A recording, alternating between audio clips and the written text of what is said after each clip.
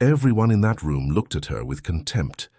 A 54-year-old woman with a stained uniform, trembling hands, standing in front of a microphone she should never have touched. The millionaire who had just humiliated her crossed his arms, smiling wickedly. The guests were laughing. Her own co-workers hung their heads in shame. Nobody believed in her. Nobody expected anything. But when Margaret closed her eyes and opened her mouth, when that first note came out of her throat like a cry from the soul, the entire room froze. Glasses hung in mid-air. The laughter died. And the man who had promised her his restaurant as a joke felt the floor open beneath his feet. Because what was about to happen that night wasn't just a song. It was revenge. It was a miracle. It was the moment when an invisible woman would become unforgettable. And it all began with a cruel bet.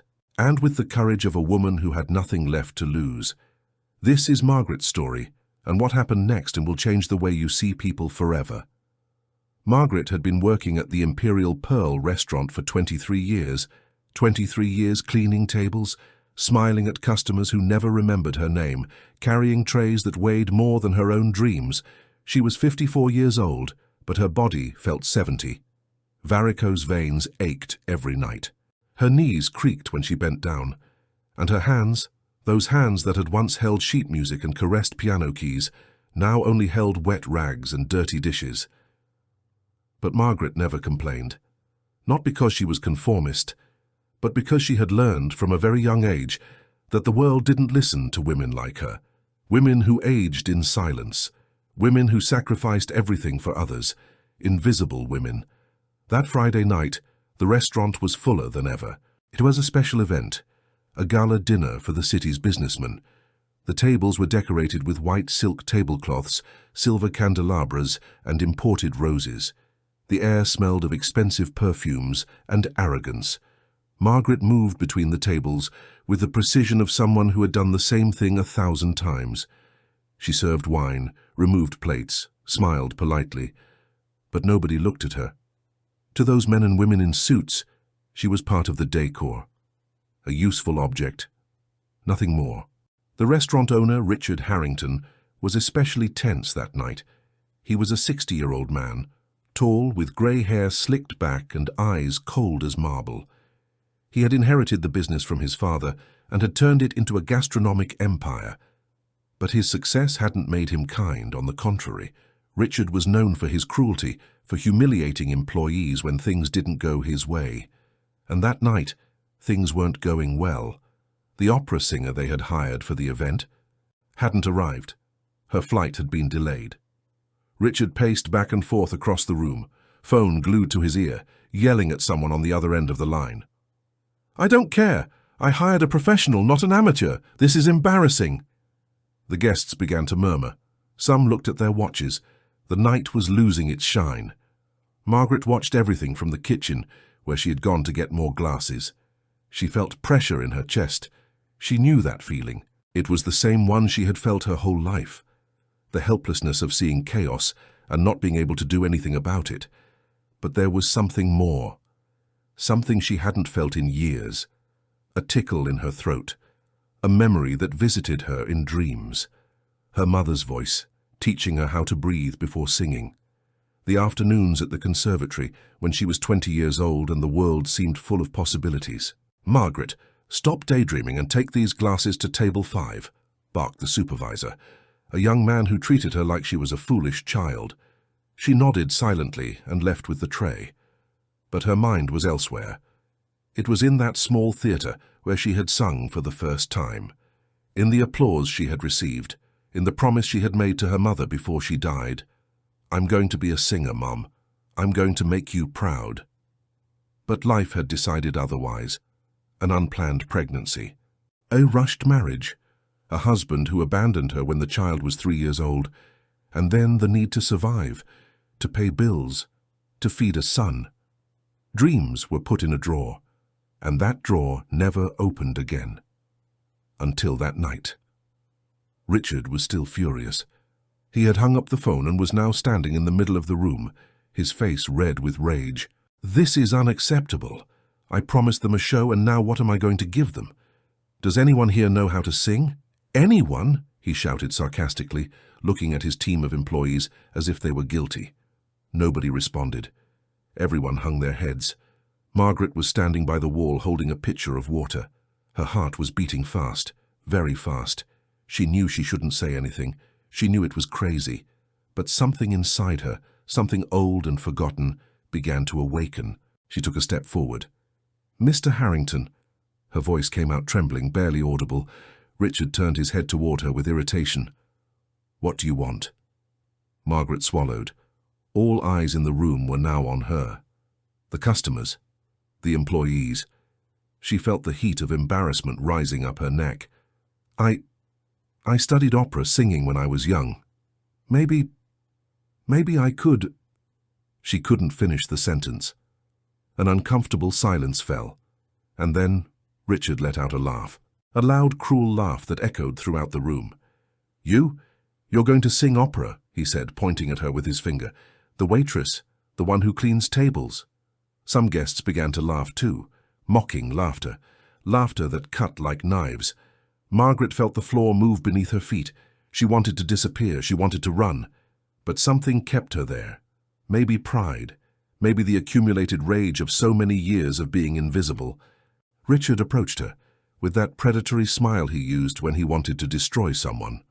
"All right, Margaret, I'll give you a chance. If you—" He paused dramatically, enjoying the moment. "If you manage to sing that opera in front of all these guests and you do it well, I swear on everything I hold dear, I'll give you the restaurant. This restaurant. Everything. It will be yours." The room erupted in laughter. It was a joke, a mockery. Everyone knew it. Margaret felt tears burn her eyes. But she didn't let them out. Not there. Not in front of them. Richard crossed his arms, waiting for her to give up, to run away humiliated like so many other times. But Margaret didn't run. She lifted her head. She looked Richard directly in the eyes, and with a voice that no longer trembled, she said, "I accept." The room fell silent. Nobody expected that answer. Not even Margaret herself knew where that courage had come from. But now she was there, standing in front of more than 100 people, in her stained waitress uniform, cracked hands, and her heart beating so hard she felt it would explode. Richard looked at her with surprise for a second, but quickly recovered his arrogant smile. "Perfect. Then go ahead. The stage is yours," he said, gesturing toward the small platform where the professional singer was supposed to be. Margaret walked toward the center of the room. Each step was torture. She felt the stares piercing her back. She heard the murmurs, the contained laughter. "What am I doing? What was I thinking?" she repeated in her mind. But something stronger than fear pushed her. It was her mother's voice. It was the memory of that 20-year-old girl who dreamed of stages. It was the rage of having been underestimated her whole life. She climbed onto the platform. There was a microphone in the center, connected to speakers. Margaret took it with trembling hands. The metal was cold. Richard was sitting at the first table, arms crossed and a glass of wine in his hand. He expected failure, like someone expecting a circus show. Margaret closed her eyes. She breathed deeply. She remembered the lessons from her singing teacher. "The voice doesn't come from the throat, Margaret. It comes from the soul. Breathe from the belly. Feel the music before singing it." The room was silent, a heavy silence, expectant, mocking. And then Margaret opened her mouth. The first note came out timid, uncertain, like a bird that has been in a cage for years and doesn't remember how to fly. Some guests exchanged glances. "We already knew this was going to be a disaster," their eyes said. But Margaret didn't stop. She kept singing. And with each note, something inside her began to awaken. The second phrase came out firmer, the third clearer. And by the time she reached the first chorus of the aria O mio babbino caro by Puccini, her voice was no longer that of a frightened waitress. It was the voice of a woman who had suffered, who had loved, who had lost, who had survived. Her voice filled the room like a wave that drags everything in its path, deep, emotional, real. The laughter began to fade. Conversations died. One by one, the guests stopped looking at their phones and raised their eyes toward the platform. Richard stopped smiling.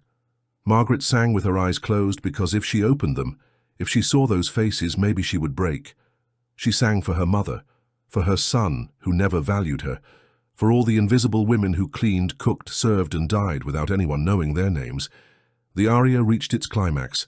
Margaret held the final note with a strength she didn't know she had. Her voice trembled, not from weakness, but from pure emotion. And when she finished, when the last note faded into the air, the silence was absolute.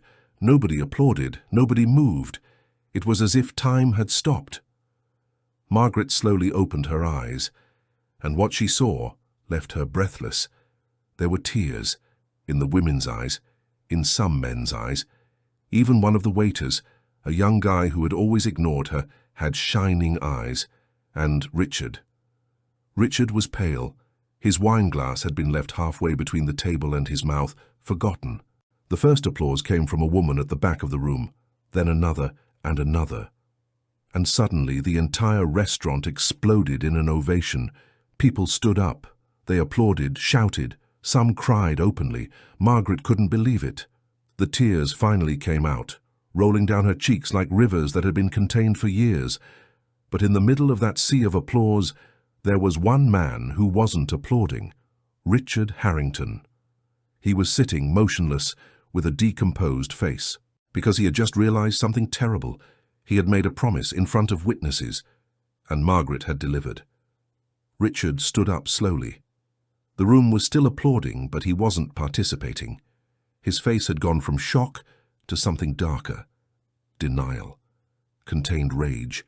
The wounded pride of a man who had just been humiliated by the person he despised most. Margaret came down from the platform with trembling legs. She didn't know what to do. The applause continued, but she just wanted to disappear.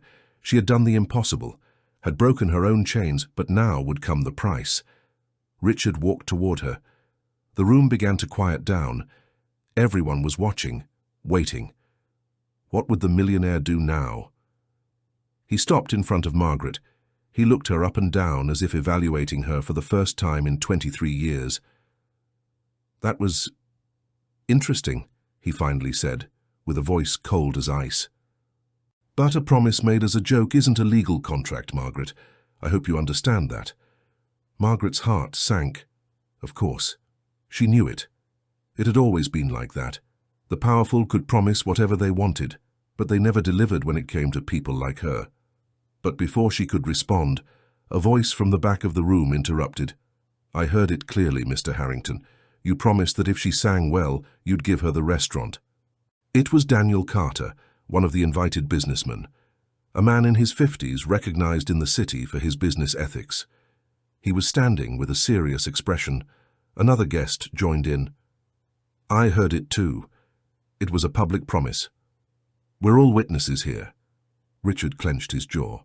He felt control slipping from his hands. It was an obvious joke. Nobody in their right mind would expect me to keep your word?" interrupted an elegant woman from another table. It was Victoria Stone, a famous lawyer. "How curious, Mr. Harrington. I thought a businessman valued his word, but maybe I was wrong." The room began to murmur. The looks were no longer mocking toward Margaret. Now they were judgment toward Richard. He felt the pressure. His reputation was at stake. In that room were important clients, partners, investors. He couldn't afford to look like a liar, like a coward. "All right," he said through gritted teeth. "I keep my word, I always do." Margaret looked at him with disbelief. Was it real? Was this really happening? "But," Richard continued, recovering his authoritative tone, "first, it must be proven that the value of the restaurant is something she can legally handle. There are papers, contracts, taxes. This isn't resolved tonight." Victoria Stone approached with her wineglass in hand. "Then let's make a formal agreement. I can draft a document tonight, a transfer commitment. You two sign it in front of us as witnesses, and a 30-day deadline is established to make the legal transfer of the business. Does that seem fair, Mr. Harrington?" Richard looked at her with poorly disguised hatred. He knew he was trapped. "Perfect," he said dryly. Victoria turned to Margaret. "And you agree, Mrs. Margaret Hayes," she said. her voice still broken by emotion. "Mrs. Hayes, do you accept these terms?" Margaret couldn't speak. She just nodded. The tears came back, but this time they were different. They weren't from pain. They were from something she hadn't felt in decades. Hope. Victoria pulled out her phone and began writing the document right there. Other guests approached, offering help, lawyer contacts, words of encouragement. Margaret was surrounded by strangers who suddenly treated her with respect, with admiration, as if she were someone important. But in the middle of all that chaos, someone else was watching her from the kitchen door. It was Linda, one of the cooks. She was 60 years old and had worked at the restaurant since before Margaret. They had always been discreet friends, companions of shared silences and exhaustion. Linda approached when the commotion died down a bit. She took Margaret's hand and squeezed it tightly. "You did it, girl. You did it," she whispered with tears in her eyes. "I can't believe it, Linda. I feel like I'm going to wake up and all this will be a dream." "It's not a dream, it's what you always deserved. But listen to me carefully." Linda lowered her voice and looked toward where Richard was, talking tensely with Victoria. "That man isn't going to let this go just like that. I know men like him. They'll find a way to destroy you, to make you look bad, to recover what they feel you took from them." Margaret felt a chill. "What can I do?" "Prepare yourself. And don't be alone. You have witnesses today, but tomorrow everything will be different. He has money, lawyers, contacts. You have your voice and your dignity. It won't be easy." Margaret nodded slowly. She was right. This was just beginning. An hour later, the document was ready. Victoria printed it from her laptop and placed it on a table. Richard signed it with contained rage, tracing his name with such force he almost tore the paper. Then it was Margaret's turn. She took the pen with trembling hands. Her signature was simple, uneven, the signature of someone who had never signed anything important in her life. But it was her signature, on a document that said that in 30 days she would own the most prestigious restaurant in the city. The witnesses signed. Victoria handed Margaret a copy. "Guard it like gold, Mrs. Hayes, and anything you need, you can call me. Here's my card." Margaret took the card reverently. An important lawyer was offering her help. Her, the invisible waitress. Richard approached one last time before leaving. He leaned toward Margaret and whispered in her ear, with a voice so low that only she could hear it, "Enjoy these days, Margaret, because I'm going to destroy you. You're going to beg me to give you back your miserable job, you'll see." And he left, leaving a trail of threat in the air. The room began to empty. The guests said goodbye to Margaret, some asked for selfies, others left their contacts. It was surreal.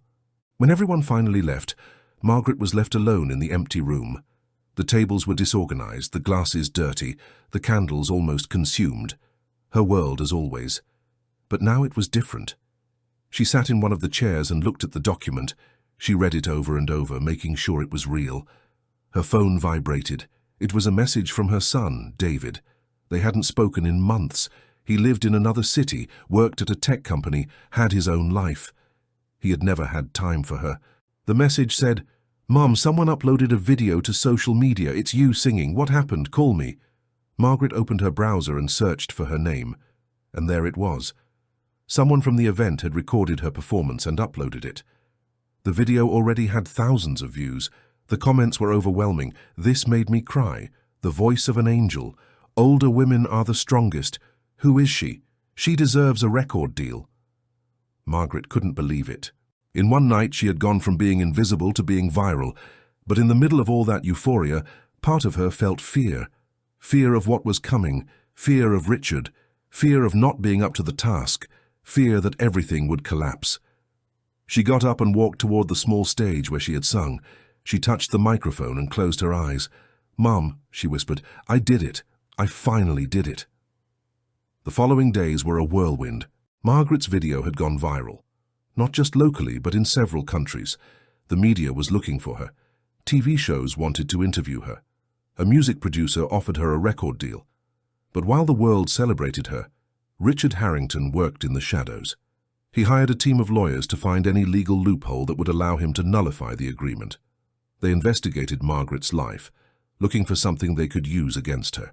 They talked to old acquaintances, to her ex-husband, to neighbors. And they found something. A week after the gala dinner, Margaret received a legal summons. Richard was suing her for fraud and deception. He alleged that she had hidden information about her vocal experience, that she had planned everything to scam him, that the agreement had been made under undue social pressure. It was absurd, but he had money and power to make it seem credible. Margaret was devastated. Sitting in the small living room of her apartment, with the summons in her hands, she felt everything collapsing. Linda was with her, making tea. "I can't believe it, Linda. How can he do this? I didn't deceive anyone. He was the one who made the bet." "Men like him always find a way to blame others for their own mistakes," Linda said bitterly. "But you're not alone, Margaret. The people who were there that night know the truth." Margaret's phone rang. It was Victoria Stone, the lawyer. "Mrs. Hayes, I just found out about the lawsuit. It's an intimidation strategy. It has no real legal basis, but we need to act fast. Can you come to my office tomorrow?" Margaret accepted. That night, she barely slept. Doubts ate away at her. Maybe she should give up. Maybe it wasn't worth fighting someone so powerful. Maybe she should go back to being invisible. But then she remembered something. She remembered the feeling of singing that night, of being seen, of being heard, and she knew she couldn't give up. The next day at Victoria's office, they discovered something unexpected. One of the guests at the gala dinner had recorded the entire event, not just Margaret's song, but also Richard's promise, complete, unedited. In the video, it was clearly heard. "If you manage to sing that opera in front of all these guests and you do it well, I swear on everything I hold dear, I'll give you the restaurant." There was no ambiguity. There was no joke. It was a clear promise. Victoria smiled. "With this, his lawsuit falls apart, but we can go further. We can countersue him for workplace harassment, defamation, and attempted procedural fraud." Margaret hesitated. "I don't want revenge. I just want him to keep his word. And he will. But he needs to learn that he can't play with people's lives without consequences." The case went to a preliminary hearing. The judge was a woman about 65 years old, with a serious but fair expression. She listened to both sides. Richard's lawyers presented technical, convoluted arguments, trying to prove that the promise had been figurative. But when Victoria presented the complete video, the judge's tone changed. "Mr. Harrington," she said with a firm voice, "I've reviewed all the evidence, and what I see here is a man who made a public promise, witnessed the other party fulfill their part of the agreement, and now tries to evade his responsibility through legal technicalities." Richard clenched his fists. "Your Honor, with all due respect—" "I'm not finished," the judge interrupted. "This court orders that the signed agreement be fulfilled. You have 15 days to complete the transfer of the establishment in the name of Mrs. Margaret Hayes. Additionally, you must pay the legal costs of both parties and compensation for moral damages due to this unfounded lawsuit." The gavel hit the desk. It was official. Margaret had won. Outside the courthouse, reporters were waiting. Cameras surrounded her. They wanted her statement. Margaret took a deep breath and spoke with a voice that no longer trembled. "Today I didn't win alone. All the women who have been underestimated for their age, for their appearance, for their position won. All the people who were ever called just a waitress, just an employee, just someone invisible, won. Today, dignity won." The video of that statement went even more viral than her singing. 2 weeks later, Margaret entered the Imperial Pearl restaurant not as an employee, but as owner. She had signed all the papers. The restaurant was legally hers. She couldn't believe it. She walked through the empty room, touching the tables, remembering all the years she had spent there. The humiliations, the silences, the exhaustion, but also the small moments of kindness, the customers who left extra tips, the co-workers who shared their food, the nights when she sang quietly while cleaning, thinking nobody was listening. Linda came in through the kitchen door. "Well, boss, what are you going to do with this place?" Margaret smiled. It was still strange to be called that. "I don't know, Linda. I feel like this is too big for me. I don't know anything about running a business." "But you know about hard work, about honesty, about treating people with respect. That's more important than any college degree. Margaret sat in one of the chairs. Linda sat across from her. You know what hurts me most, Margaret said, that my son David didn't even come to the hearing. He called me on the phone, congratulated me, but he wasn't here, not when I needed him. Linda took her hand. Sons sometimes don't know what they have until it's too late, but that's not your fault. You did the best you could with what you had. I sacrificed my dreams for him, and now that I finally achieved something, I feel like he doesn't care. Maybe he doesn't care because he never saw you fight. He only saw you survive, and there's a difference. Now he's seeing you for real. Give him time. The restaurant door opened. Margaret looked up, and she ran out of breath. It was David. He was 30 years old, dressed casually, carrying a suitcase. He stood at the entrance, looking at his mother with an expression she hadn't seen in years, vulnerability. "Hi, Mom," he said with a soft voice. Margaret stood up slowly. "David, what are you doing here?" "I quit my job. Well, I asked for time off, I don't know. What I know is that I saw everything that happened, and I realized I don't know you.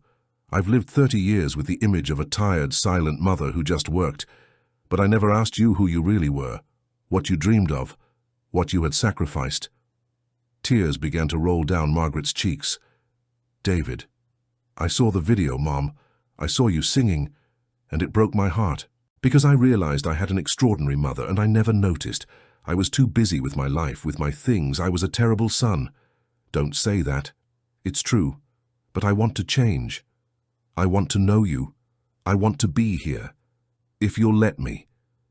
Margaret ran to him and hugged him with a strength she had been holding back for years. David hugged her back, and for the first time in a long time, they both cried together. Linda watched from a distance, wiping her tears with her apron. 3 months passed. Margaret didn't sell the restaurant, she transformed it. She renamed it Margaret's Voice and turned it into a space where not only food was served, but where every Friday night there was live music. Unknown singers, local artists, older people who had never had the chance to shine. The place filled up every week, and Margaret sang. Not every night, but when she did, the world stopped. She also changed labor policies, she raised salaries, she gave paid vacations. She treated her employees like family, because she knew what it was like to be treated like nothing. Richard Harrington tried to open another restaurant in the city, but failed. His reputation had been tarnished. People don't forget when someone powerful shows their true face. One night, after a particularly moving performance, Margaret was sitting at the bar with David and Linda. The three were toasting with wine. "Did you ever imagine this, Mom?" David asked. Margaret looked around. The place was full of laughter, music, life. "No, never. I spent so many years thinking my life was already written, that all I had left was to survive until the end. But I learned something important." "What?" Linda asked. "That it's never too late. It's never too late to use your voice, to claim your place, to stop being invisible. And that sometimes one brave decision can change everything."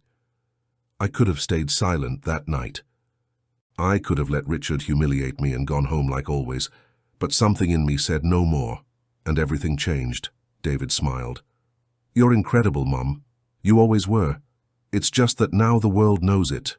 Margaret raised her glass. "To all the women who have been underestimated, to all who have sacrificed their dreams, to all who feel it's too late. It's not. It never is." The three clinked their glasses. And in that moment, Margaret felt something she hadn't felt in decades. Peace.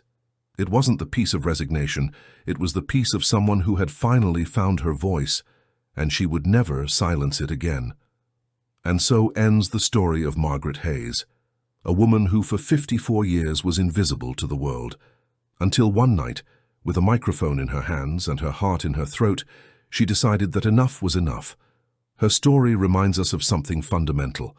Talent has no age, dignity has no price, and courage can appear at the most unexpected moment.